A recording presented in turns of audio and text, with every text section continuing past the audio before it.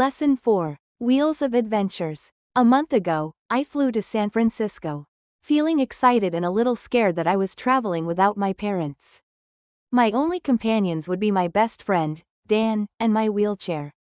I wasn't sure what kinds of challenges we would face, but Dan assured me that we would be the coolest travelers in Northern California. When we finally landed in San Francisco, the Golden Gate City, Dan shouted, "Let's get rolling." Known for its rolling hills, the city has an extensive public transportation system. I was disappointed to find out that the historic cable cars, which I had been looking forward to riding, do not accommodate wheelchair users. Therefore, we decided to take a city tour bus with wheelchair access. When Dan and I got on the bus, the friendly driver welcomed us aboard, and we were off. Fisherman's Wharf is popular for its pretty shops and seafood restaurants. We were hungry, but it took almost an hour for us to look around and decide what to eat for lunch. We chose to eat a roasted crab and clam chowder soup. The sea lions peacefully lying on the floats near the pier looked like melting chocolate. They didn't smell pleasant up close, yet their cuteness delayed our visit to the Golden Gate Bridge, the famous spot that appears in most movies and TV shows filmed in San Francisco. We took a cruise, enjoying the view of the city. As we passed the bridge, the summer breeze blew slowly, and we watched the beautiful sunset.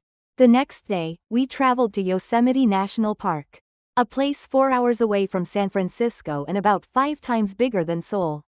The park is famous for Northern California's natural scenery of grand waterfalls, valleys, and countless forests. Dan's Uncle Roy, who lives in San Francisco, kindly gave us a ride to the park. While heading east in his car, we saw the scenery gradually changing from city to suburb, to forest, and finally, to mountain. By lunchtime, we arrived at the park, and each of us had a giant hamburger to fuel up for a hike.